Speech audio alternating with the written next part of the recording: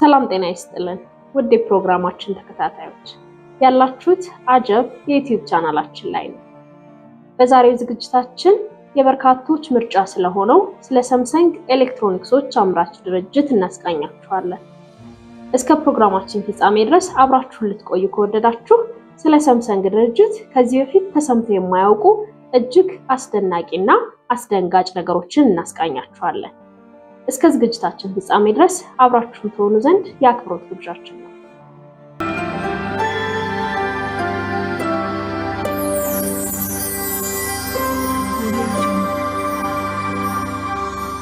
የጥርስ ብሩሻችሁ ሳይቀር በቤተሰባችሁ ኩባንያ የተነደፈበት ህይወት ውስጥ መኖር፣ በሳምሰንግ ክፍሎች በተገነባ ስማርት ቤት ውስጥ ከእንቅልፋችሁ መንቃት፣ እጃችሁ ላይ ባለ የሳምሰንግ ስልካችሁ ላይ የየዕለቱን የአክሲዮን ገበያዎችን ሁኔታ መከታተልና ቁርስ ከመብላታችሁ በፊት በአያቶቻችሁ የግንባታ ተቋም የተገነባውን የፔንትሃውስ መስኮት አሻግሮ ማየት የሚፈጥረውን ስሜት አስባችሁታል? ይህ ቅዠት አይደለም። የደቡብ ኮሪያ በጣም ኃያል ስርወ መንግስት የሆነው የሊ ቤተሰብ እውነተኛ ህይወት ነው። የሚያስተዳድሩት ኩባንያ ብቻ ሳይሆን ሀገርም ጭምር ነው። ነገር ግን ለሁሉም የጀት የጌጣጌጥና የቢሊዮን ዶላር የቦርድ ክፍል ስምምነቶች የግዛት ጨለማ የሆነና ስር የሰደደ የፖለቲካ ቅሌቶች፣ ጉቦ፣ ሚስጥራዊ ቅርታዎችና ከፎርብስ እስከ እስር ቤት የደረሰ ልጅ አለው። በ2014 የክረምት ወቅት አንድ የግል አውሮፕላን በጸጥታ ወደ ቶኪዮ አየር ማረፊያ አስፋልት ወረደ።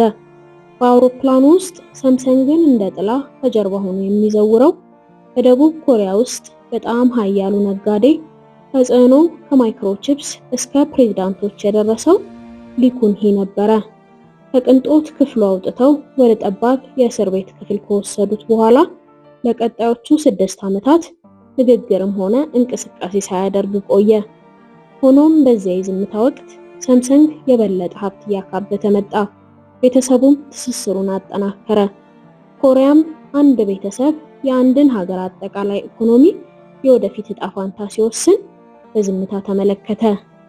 ይህ የሳምሰንግ ቤተሰብ በዓለም ላይ ካሉት ታላላቅ ድርጅቶች አንዱን እንዴት እንደገነቡ፣ ተከታታይ ቅሌቶችን እንዴት እንደተቋቋሙና የማይነኩ ሆነው እንዴት እንደዘለቁ የሚያሳይ ታሪክ ነው። ሳምሰንግ የሚለው ስም ከቴክኖሎጂ ጋር ከመቆራኘቱ በፊት በ1938 ፑሳን ውስጥ የተቋቋመ ትንሽ የንግድ ኩባንያ ብቻ ነበር። መስራቹ ሊ ባይንግቹል ከባለስልጣን ቤተሰብ አልተወለደም። ይልቅ ኮሪያ ነጻ ባልነበረችበት ጊዜ በያንግ ካውንቲ ውስጥ የአንድ መጠነኛ የመሬት ባለቤት ሶስተኛ ልጅ ነበር። አባቱ የቤተሰቡን የሩዝ ፋብሪካ እንዲያስተዳድር ይፈልግ ነበር። ነገር ግን ባይንግቹል ሻንጣዎቹን ጠቅልሎ ወደ ቶኪዮ ካመራ በኋላ በ1930ዎቹ ትልቅ ሐሳብ ይዞ ወደ ኮሪያ ተመለሰ። በ1938 ገንዘብ ተበድሮ የንግድ ኩባንያ ከፈተ። ኑድልስ፣ ስኳርና የደረቀ ዓሳ ይሸጥ ነበር። የድርጅቱንም ስም ሳምሰንግ ብሎ ሰየመው። ትርጉሙም 3 ኮከቦች ማለት ነበር። ለዘላለም የሚቆዩ ነገሮችን ይወድ የነበረ ቢሆንም ነገር ግን ኮሪያ በፍጥነት እየተለዋወጠች ነበር። ሁለተኛው የዓለም ጦርነት፣ ከዚያም የነጻነት ትግል፣ ከዚያም የእርስ በርስ ጦርነት። ሌሎች ትርምስን ሲያዩ ባይንግቹል ግን እድልን ተመለከተ።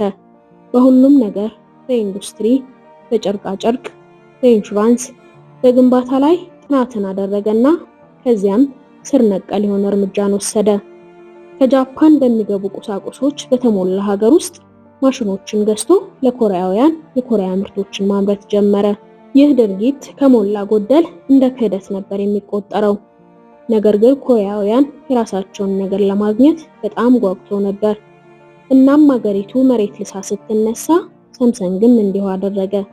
ነገር ግን በጣም በፍጥነት ማደግም መዘዝ ይኖረዋል። በተለይ ግዛቱ መንግስትን ራሱ ስጋት ላይ የሚጥል ሲሆን በ1960ዎቹ መጀመሪያ ላይ ሳምሰንግ በደቡብ ኮሪያ ውስጥ በጣም ከታወቁ ስሞች አንዱ ሆነ።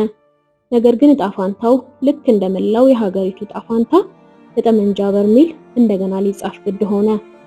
ግንቦት 16 1961 የጦር ጀነራል ፓርክ ቹንግ-ሂ የደቡብ ኮሪያን ደካማ ዲሞክራሲያዊ መንግስት ከስልጣን ለማውረድ ያለመ ደም አፋሳሽ መፈንቅለ መንግስት አካሄደ።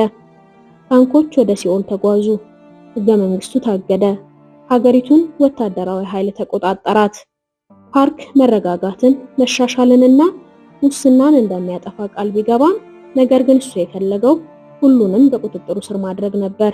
እንደ ሳምሰንግ መስራች ሊ ባይንግ-ቹል ላሉ የንግድ ባለቤቶች ይህ ወሳኝ ወቅት ነበር።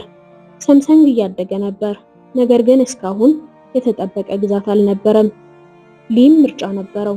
በእንቢታው ጸንቶ ሁሉንም ነገር አደጋ ላይ መጣል፣ አሊያም መስማማትና የፓርክ አዲስ ራዕይ አካል መሆን። አስቀድሞ ውሳኔው ተወስኗል። ከመፈንቅለ መንግስቱ ጥቂት ወራት በኋላ አዲሱ ወታደራዊ አገዛዝ የሳምሰንግ ንብረት የሆነውን የቺል ባንክን ተቆጣጠረ።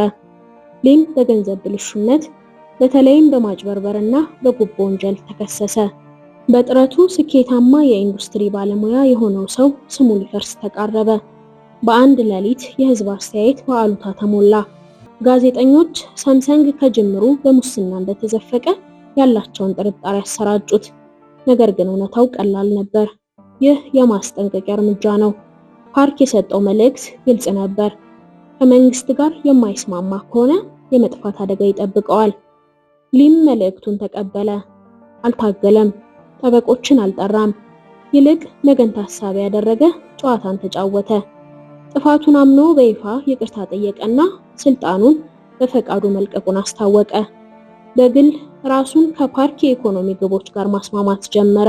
በምላሹም ገዢው ፓርቲ ለሳምሰንግ ለጋስ የመንግስት ብድር፣ ተስማሚ የአስመጭ ፍቃዶችና ለልዩ የመሰረተ ልማት ፕሮጀክቶች ውል ሰጠው። ይህ በሳምሰንግና በገዢው መካከል የተደረገው ያልተለገረ ስምምነት ደቡብ ኮሪያን ለዘላለም የሚቀይር ሆነ። ውድ ተመልካቾቻችን እዚህ ድረስ አብራችሁን ከዘለቃችሁ ዝግጅታችንን ወዳችሁታል ማለት ነው ብለን እናምናለን። ቻናላችን እንዲያድግና የምናዘጋጃቸው ፕሮግራሞች ለሌሎች ተደራሽ እንዲሆኑ ቻናላችንን ሰብስክራይብ በማድረግ ይተባበሩን። እናመሰግናለን። የፓርክ መንግስት የ5 ዓመት የኢኮኖሚ ልማት እቅድ የሚባል ትልቅ እቅድ ነበረው። ይህ እቅድ ደቡብ ኮሪያን በፍጥነት ኢንዱስትሪያዊ ለማድረግ ከግብርና መር ወደ ኢንዱስትሪ መር ዘመናዊ ሀገር ለመቀየር ያለመ ነበር። ለዚህ ደግሞ መንግስት የኢንዱስትሪ ፕሮጀክቶችን ማካሄድ፣ እቃዎችን ወደ ውጭ መላክና መሰረተ ልማት መገንባት የሚችሉ ፈጣንና አስተማማኝ ኩባንያዎች አጋርነት ያስፈልገው ነበር። ሳምሰንግ ከ1962 እስከ 1966 ባለው ጊዜ ውስጥ ከፓርክ በጣም ታማኝ መሳሪያዎች አንዱ ሆነ። ሳምሰንግ በመንግስት ድጋፍ በጨርቃ ጨርቅ፣ በምግብ ማቀነባበሪያ፣ በሎጂስቲክስ እናም በኢንሹራንስ ዘርፍ በከፍተኛ ሁኔታ ተስፋፋ። ኩባንያው ዳጎስ ያለ የውጭ ብድር፣ ነፃ የመንግስት መሬትና አነስተኛ ተፎካካሪዎችን ያወደመ በተለያዩ ዘርፎች ላይ የታሪፍ ቅናሽን አግኝቷል። ህጋዊ ብልሃት የተሞላበትና የጭካኔ እርምጃ ቢሆንም በወቅቱ ሰርቷል። በ1969 ሳምሰንግ እስካሁን ድረስ የሚያስገርም ድፍረት የተሞላበት እርምጃ ወሰደ።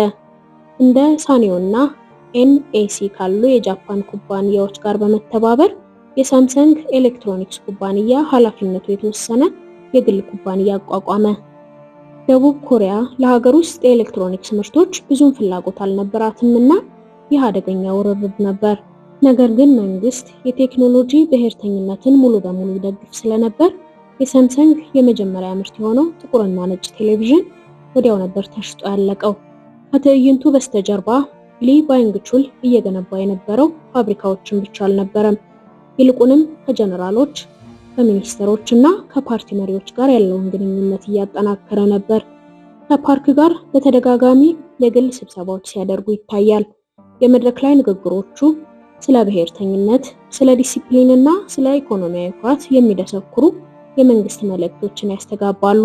በ1960ዎቹ የተገነባው ኤምፓየር ሊ በኋላ ላይ ከጉቦ እስከ ፕሬዝዳንታዊ ችሎቶች ድረስ ተከትለውት በነበሩት የፖለቲካ ቅሌቶች ሁሉ ውስጥ ከመውደቁ በፊት ሳምሰንግ በኮሪያ ኢንዱስትሪ ላይ ያለውን የበላይነት ማጠናከር ነበረበት።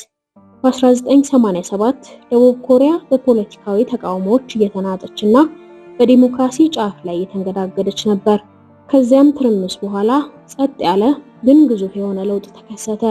የሳምሰንግ መስራች የሆነው ሊ ባይንግ-ቹል ሲሞት ሶስተኛው ልጁ ሊ ኩን-ሂ በወንበሩ ተተካ። ይህ ሰው እስከዚያ ጊዜ ድረስ አብዛኛውን ህይወቱን እንደ ጥላ ከጀርባ ነበር ያሳለፈው። ሊኩንሂ መጀመሪያ ላይ እንደማንኛውም ሰው ነበር። ረጋ ያለ፣ ወደ ውስጥ የሚያይ፣ በፈረሶችና በጃፓን የዕደ ጥበብ ስራ ፍቅር የተለከፈ ሰው ነበር። በጃፓንና በአሜሪካ የተማረው ሊ ቃለ መጠይቅ የሚሰጠው ከስንት አንዴ ነው። የኮሪያኛ ቋንቋው መደበኛ፣ ያልተቆራረጠና ጥንታዊ ነው። በህዝብ ዘንድ እንደ ስራ አስኪያጅ ሳይሆን እንደ ፈላስፋ ይታይ ነበር። ነገር ግን ያ ማስመሰል ብቻ ነበር። እውነታው ሊኩንሂ እጅግ ጨካኝ የቀመር ሰው ነበር። እናም ሌሎች ያላዩትን ነገር አየ። ሳምሰንግ በኮሪያ ውስጥ ግዙፍና ኃያል ቢሆንም በ1993 በፍራንክፈርት ጀርመን በተካሄደ የንግድ ጉዞ ወቅት በዓለም መድረክ ላይ ተወዳዳሪ መሆን እንደማይችል በመረዳቱ ሁሉም ነገር እንደ አዲስ እንዲዋቀርና እንዲሻሻል ጥብቅ ትዕዛዝ አስተላለፈ። ይህ ቀልድ አልነበረም። በወቅቱ የሳምሰንግ ምርቶች የተኮረጁ ርካሽ ኤሌክትሮኒክስ ተደርገው ይታሰቡ ነበር። በምዕራቡ ዓለም ሳምሰንግ ስሙ ዝቅተኛ ደረጃ ካላቸው ማይክሮዌቭ እና ከብራንድ ውጭ ሆኑ ቲቪዎች ጋር አብሮ ይነሳ ነበር። ነገር ግን ሊ ዓለም አቀፍ ደረጃ ያለው ትልቅ ነገር መገንባት ፈለገ። ይህን ለማድረግ ደግሞ የግድ አባቱ የገነባውን ባህል ማፍረስ ነበረበት። እናም ፋብሪካዎች መዘጋት ጀመሩ።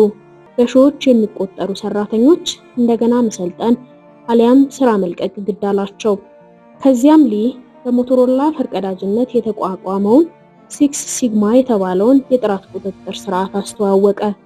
ጥቃቅን ጉድለት እንኳን ቢገኝ የግል ውድቀት ሆኖ እንደሚቆጠር በተናገረ ማግስት 150,000 የሳምሰንግ ስልኮች ጉድለት እንዳለባቸው በመረጋገጡ በሰራተኞች ፊት በአደባባይ እንዲቃጠሉ አዘዘ። በሚሊዮን የሚቆጠር ዶላር የእሳት ራት ሆነ። ነገር ግን ዋናው ነገር ገንዘቡ ሳይሆን ሳምሰንግ ዳግመኛ ሁለተኛ ደረጃ ላይ እንደማይሆን ያስተላለፈው መልእክት ነበር። ከዚያ በኋላ የመጣው በዘመናዊው ታሪክ ውስጥ ካሉት እጅግ ከባድ ከሆኑ የንግድ ለውጦች አንዱ ነበር። ሳምሰንግ በቢሊዮን የሚቆጠር ገንዘብ በሪል ስቴት ላይ ፈሰስ ማድረግ ጀመረ። ሊ የኩባንያውን ጉልበት ወደ ሴሚኮንዳክተሮችና በመጨረሻም ወደ ተንቀሳቃሽ ስልኮች አዞረ። ሳምሰንግ በአመት 1000 የሚሆኑ የፈጠራ ባለቤትነት ማረጋገጫዎችን ማቅረብ ጀመረ። ጃፓን ሶኒን፣ አሜሪካ አፕልን ሲያቋቁሙ ኮሪያ በተራዋ ሳምሰንግን አቋቋመች። በ2000ዎቹ መጀመሪያ ላይ ሳምሰንግ የኮሪያ ኩባንያ ብቻ ሳይሆን ዓለም አቀፍ የቴክኖሎጂ ኃይል ያለው ኩባንያ ጭምር ነበር። ቴሌቪዥኖቹ የዲዛይን ሽልማቶችን አሸንፈዋል። ስልኮቹ አይፎንን የሚገዳደሩ ሆኑ። የሜሞሪ ቺፖቹ በጣም የተራቀቁ በመሆናቸው የሳምሰንግ ተቀናቃኝ አፕል እንኳን ሳይቀር ከዋና ደንበኞቹ አንዱ ሆነ። አፕል የሚያመርታቸውን ስልኮች ወሳኝ ክፍሎች ለመገንባት በሳምሰንግ ላይ ጥገኛ መሆን ነበረበት። ነገር ግን ሊ ገና አልጨረሰም ነበር። ዲዛይኖች ላይ ከፍተኛ መጠን ያለው ገንዘብ ከማፍሰስ በተጨማሪ አውሮፓውያን መሐንዲሶችን፣ ጃፓናውያን አማካሪዎችንና አሜሪካውያን የሽያጭ ሰራተኞችን ቀጠረ። ሁሉም የሳምሰንግ ስልኮች ከሰው ቁመት ያህል ከፍታ እምነበረድ ላይ ቢወድቁ መቋቋም የሚችሉ እንዲሆኑ አዘዘ። መስፈርቶቹን ማሟላት ያልቻሉ መሐንዲሶች ሌላ ዘርፍ ላይ በመቀየር አንዳንድ ጊዜ ዝቅ ያለ መደብ ላይ ሲደረጉ፣ ሌላ ጊዜ ከስራ እንዲባረሩ በማድረግ የሳምሰንግን ድርጅት እንደ ውትድርና ወጥ፣ ተዋረድ ያለው ስነ ምግባር የተላበሰና ራዕይ ያለው አድርጎ ገነባው። በአንድ ወቅት ነገን የምትፈራ ከሆነ ልታየው አትችልም፣ ወደፊት የማትመለከት ከሆነ ሁልጊዜ ወደ ኋላ ትቀራለህ ሲል ተናግሯል። ነገር ግን ሁሉም ስለ ነገ ብቻ አልነበረም። አንዳንድ ነገሮች እንደ መካከለኛው ዘመን ሆነው ቆይተዋል። ሊኩንሂ በደርዘን የሚቆጠሩ ተባባሪ ኩባንያዎችን ባሳተፈ ውስብስብ የአክሲዮን ባለቤትነት መዋቅር አማካኝነት በሳምሰንግ የበላይነትን ይዞ ቀጥሏል። ይህ ደግሞ ከውጭ ያሉ ሰዎች እሱን ለመቃወም ፈጽሞ የማይቻል አድርጎባቸዋል። ሳምሰንግ ንግድ ብቻ ሳይሆን ግዛትም ነበር። ሊኩንሂ ደግሞ የዚህ ግዛት ንጉስ። ነገር ግን እያንዳንዱ ግዛት የራሱ ጥላ አለው። እናም ሳምሰንግ ወደ አዲስ ከፍታ ሲወጣ በ2000ዎቹ መጀመሪያ የኮሪያ ማህበረሰብ መለወጥ ስለጀመረ እንደ ሳምሰንግ፣ ሃዩንዳይ እና ኤልጂ ያሉ ቤተሰቡ የያዛቸው ኩባንያዎች ላይ በሙስና በተቆጣጣሪነትና በማጭበርበር ክስ ቀረበ። ሊኩንሂ ደግሞ አይነኬነቱ ቀረ። በ2008 አቃቢ ህጎች ሳምሰንግን ሊያንበረክክ የሚችል ምርመራ አካሄዱ። በ2000ዎቹ መጨረሻ አካባቢ ሳምሰንግ በሁሉም ቦታ ነበር። በሳሎኖ፣ በኪሶ፣ በቢሮ፣ በዓለም ዙሪያ ሁሉ ነበር። ከዱባይ እስከ ሎስ አንጀለስ ባሉ የቅንጦት ማዕከሎች አሊያም የሲሊኮን ቫሊ የቦርድ ክፍሎች በጠፍጣፋ ስክሪኖቹ ያጌጡ ነበሩ። ሳምሰንግ ግን ከድርጅትነት ወደ ስጋትነት ተሸጋገረ። በ2007 በኮሪያ ሊ ኩን ሄ በአፕል ሳይሆን በሶኒም ሳይሆን በአቃቢ ሕግ ምርመራ ስር ነበር። ለአውሮፓውያን አቆጣጠር በ2007 የቀድሞ የሳምሰንግ ጠበቃ ኪም ያንግ ቹል ከባባድ ክሶችን በይፋ አጋለጠ። ሳምሰንግ በመቶ ሚሊዮኖች የሚቆጠር ዶላር የሚያንቀሳቅስበት ሚስጥራዊ አካውንት እንዳለውና ገንዘቡን የኩባንያውን ስልጣን ለማስጠበቅ ዳኞችን፣ አቃቢ ሕጎችንና ፖለቲከኞችን ለመግዛት ጥቅም ላይ እንደሚውል ገልጾ ሳምሰንግ ኩባንያ ሳይሆን ድብቁ መንግስት ነው ሲል ተናገረ። ሳምሰንግ በኮሪያ ማህበረሰብ ላይ ባለው ያልተገደበ ተጽዕኖ ላይ በማፌዝ ለረጅም ጊዜ የሳምሰንግ ሪፐብሊክ ተብሎ ይጠራ ነበር። አሁን ግን ሁሉም በፍርድ ቤት እየተመረመረ ነው። መርማሪዎች የሳምሰንግን ቢሮዎች በረበሩ። የሥራ አስፈጻሚዎች ጥያቄ ቀረበባቸው። ሰነዶች በዘመናዊው የኮሪያ ታሪክ ለመጀመሪያ ጊዜ ተያዙ። የማይታሰብ ነገር እየተከሰተ ነበር። ሚያዝያ 2008 ንጉሱ ሊ ኩን ሄ የግብር ማጭበርበርና የእምነት ጥሰት ክስ ተመስርቶበት ፍርድ ቤት ቀረበ። አቃቢ ሕጎች ሊ ግብር ላለመክፈል በሰራተኞች ስም የውሸት አካውንቶችን በመክፈት በቢሊዮን የሚቆጠር ሀብት ወደ እነዚህ ድብቅ አካውንቶች እንዳሸሹ ተናገሩ። በተጨማሪም በሳምሰንግ ቅርንጫፎች መካከል በተፈጠረው ግልጽ ያልሆነ የፋይናንስ ስምምነት አማካኝነት የሳምሰንግን ባለቤትነት በህገወጥ መንገድ ለልጁ ለሊ ጄዮንግ በማስተላለፍ ከሰሱት። ይህ ስለ ገንዘብ ብቻ አልነበረም። ይልቁንም ስለ ቅርስ፣ ስለ ስልጣንና በዓለም ላይ እጅግ ውድ የሆነው የቴክኖሎጂ ኤምፓየር በራዕይ አሊያም በሙስና ላይ የተገነባ መሆኑን የሚያሳይ ነበር። ሊ ኩን ሄ ሁሉንም ነገር አልካደም። በብሔራዊ ቴሌቪዥን ላይ ቀርቦ ስህተቱን አምኖ በይፋ ዝቅ ብሎ ይቅርታ ጠየቀ። በኮሪያውያን ባህል ህዝብን ይቅርታ መጠየቅ የህዝብ ግንኙነት ሂደት ብቻ አይደለም፣ ይልቁን በህዝብ ፊት የሀፍረት ማሳያ ባህላዊ ስርዓት ነው። እናም ከጥቂት ቀናት በኋላ ስልጣኑን በፈቃዱ ለቀቀ። ለ20 ዓመታት በሳምሰንግ መሪነት ከቆየ በኋላ የማይክሮዌቭ ብራንድን ወደ ዓለም አቀፍ ግዛት የለወጠው ሰው እንደ ማንኛውም ሰው እስር ተፈርዶበት ወህኒ ከወረደ ከአንድ ዓመት በኋላ በ2010 ደቡብ ኮሪያ የክረምት ኦሎምፒክን እንድታስተናግድ ተመረጠች። መንግስት የሳምሰንግ እርዳታ ያስፈልገው ነበርና ዓለም አቀፍ ግንኙነት ያለው ሊ ኩን ሄ ምህረት ተደርጎለት የኦሎምፒክ ኮሚቴ አባል ሆኖ ብቅ አለ። የተሰጠው ምክንያትም ብሔራዊ ጥቅምን ለማስጠበቅ የሚል ነበር። እውነታው ግን ሳምሰንግ ለመውደቅ በጣም ግዙፍ፣ ሊ ኩን ሄ ደግሞ ለመታሰር እጅግ ኃይለኛ ሰው ነበር። ምንም እንዳልተፈጠረ ወደ ዙፋኑ ተመለሰ። በግዛቱ ላይ ያለው ስልጣን ከበፊቱ በበለጠ ጠንካራ ቢሆንም ነገር ግን እድሜው እየገፋ መሆኑን ያውቅ ነበር። ከጀርባው አንድ ረጅምና ዝምተኛ የዲዛይነር መነጽር የለበሰ ሰው ነበር። ብቸኛው ልጁ ሊ ጄጁንግ ምዕራባዊ፣ የተማረና ጨዋ ነበር። ኮሪያዊ ተዋናይ ይመስል ነበር። ነገር ግን ከተወለወለው ውጫዊ ክፍል ጀርባ በቀጥታ በእሳት ላይ የሚራመድ ሰው ነበር። በ2017 እንደ አውሮፓውያን አቆጣጠር ደቡብ ኮሪያ ትርምስ ውስጥ ገባች። ፕሬዝዳንቱ ከስልጣን ተወገዱ። ተቃዋሚዎች የፍትህ ያለህ እያሉ ጎዳናዎችን አጥለቀለቁ። ሀገሪቱን ሊያፈርስ የደረሰው ቅሌት ፖለቲካዊ ብቻ አልነበረም። ምን እንደተፈጠረ ለመረዳት ትንሽ ወደ ኋላ መመለስ አለብን። እንደ አውሮፓውያን አቆጣጠር በ2016 አንዲት ሴት የሀገሪቱ ትልቁ የሙስና ቅሌት ማዕከል ሆነች። ቾይ ሶን ሲል በወቅቱ የፕሬዝዳንት ፓርክ ጌውን ሃይ የቅርብ ጓደኛና መንፈሳዊ አማካሪ ነበሩ። ቾይ በመንግስት ውስጥ ምንም አይነት ኦፊሴላዊ ቦታ አልነበራትም። ነገር ግን የፕሬዝዳንታዊ ንግግሮችን በማረም ኩባንያዎችን በመሰለልና በሚሊዮን የሚቆጠር ገንዘብ ወደ ግል ፋውንዴሽኖቿና ኩባንያዎቿ ማሸሿን የሚያሳይ ማስረጃ ወጣ። አቃቢ ሕግ የሳምሰንግ ስራ አስኪያጅ ሊ ጄዮንግ የፖለቲካ ጥቅም ለማግኘት ሲሉ ለቾይና ለድርጅቶቿ 38 ሚሊዮን ዶላር ጉቦ ፈቅደዋል ሲሉ ተናገሩ። ሳምሰንግ ግን እነዚያ ልገሳዎች ብቻ ናቸው ሲል አስተባበለ። ነገር ግን ማስረጃው እጅግ አጸያፊ ነበር።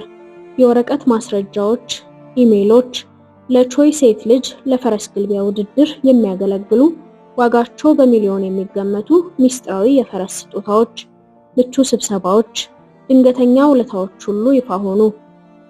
መልእክቱ ግልጽ ነበር። ሳምሰንግ ኩባንያ ብቻ ሳይሆን በሀገሪቱ ፈላጭ ቆራጭም ነበር። እናም አሁን ፈላጭ ቆራጭ የነበረው ችሎት ላይ ቀረበ። ከዚያም የወራሹ እስራት ተከተለ።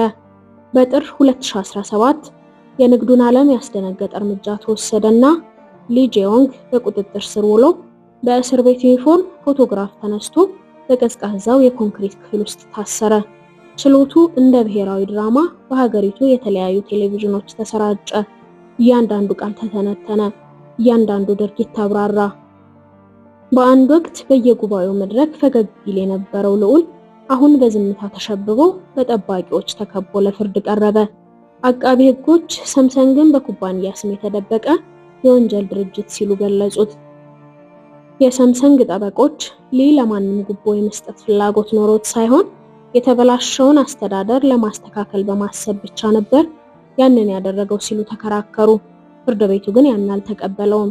በነሐሴ ወር 2017 ሊ ጄያንግ በጉቦ በማጭበርበርና በሐሰት ምስክርነት ጥፋተኛ ተብሎ የ5 ዓመት እስር ተፈረደበት። ታላቁ ኢምፓየር ተንቀጠቀጠ።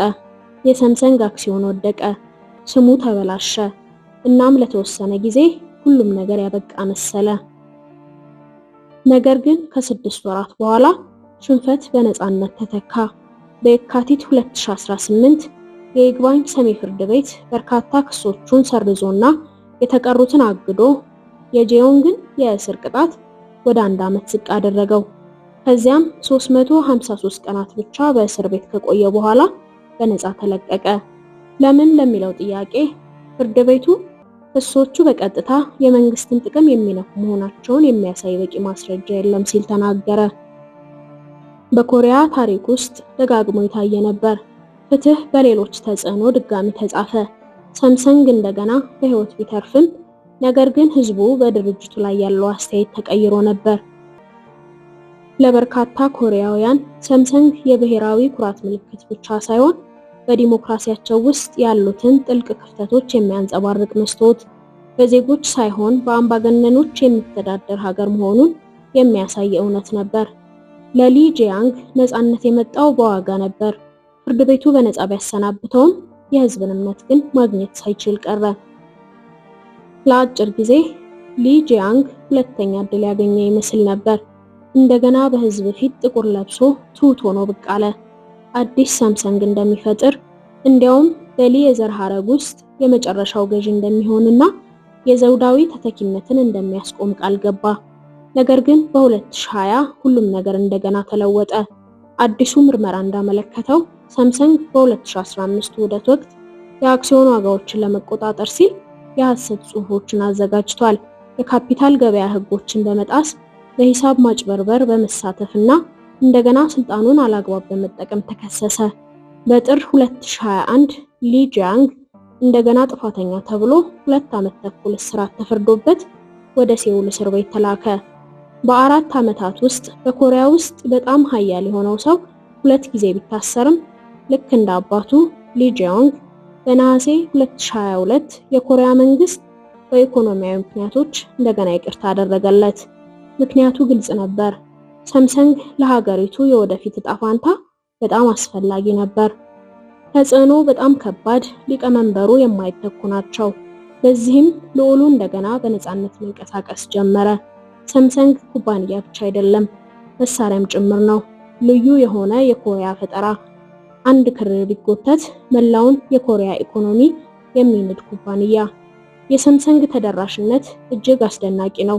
ከ60 በላይ ተባባሪ ኩባንያዎች፣ ስልኮች፣ ሆስፒታሎች፣ ኢንሹራንስ፣ ወታደራዊ ቴክኖሎጂ፣ ፋሽን። ቤተሰቡ ሁሉንም ነገር የሚቆጣጠረው በአብላጫ ባለቤትነት ሳይሆን በክብ የአክሲዮን ባለቤትነት ነው። የውጭ ባለሀብቶች ወሳኝ የሆነ ድምጽ የላቸውም። ቁልፉን የያዘው የሊ ቤተሰብ ብቻ ነው። ሊ ኩንሂ በ2020 ሲሞት ጄያንግ በቢሊዮን የሚቆጠር ገንዘብ ብቻ ሳይሆን የስልጣን ባለቤትነትን ጭምር ወርሷል። ሂደቱ ከ10 ቢሊዮን ዶላር በላይ የውርስ ግብር አስወጥቷል። ይህም በኮሪያ የግብር ታሪክ ውስጥ ከፍተኛው የገንዘብ መጠን ነው። ቤተሰቡ ይህንን ለመክፈል የዕደ ጥበብ ስራዎችን በይፋ መለገስ፣ አክሲዮኖችን መሸጥና ኢምፓየሩን እንደገና ማዋቀር ነበረበት።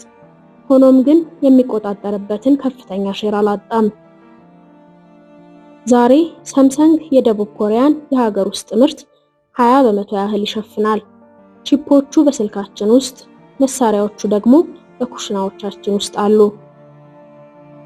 አርማው በስቴዲየሞች፣ በፍርድ ቤቶች፣ በሆስፒታሎች፣ በሰማይ ጠቀስ ህንፃዎች፣ በሁሉም ቦታ ይገኛል።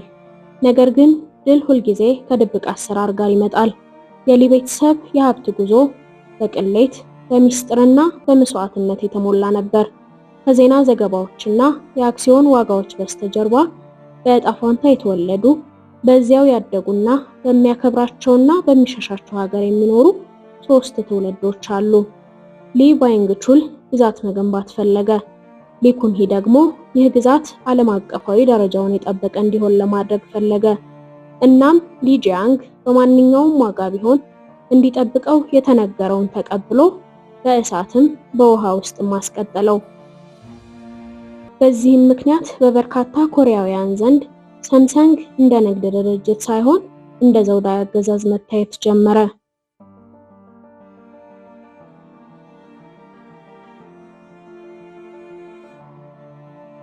ውድ ተመልካቾቻችን ታሪኩ የተከታተላችሁትን ይመስል ነበር። ዝግጅቱን እንደወደዳችሁት ተስፋ እናደርጋለን። እናንተም ላይክ እና ሼር ማድረግ፣ ቻናላችንን ደግሞ ሰብስክራይብ ማድረግ አትርሱ። በቀጣይ በሌላ ፕሮግራም እስከምንገናኝ መልካም ጊዜ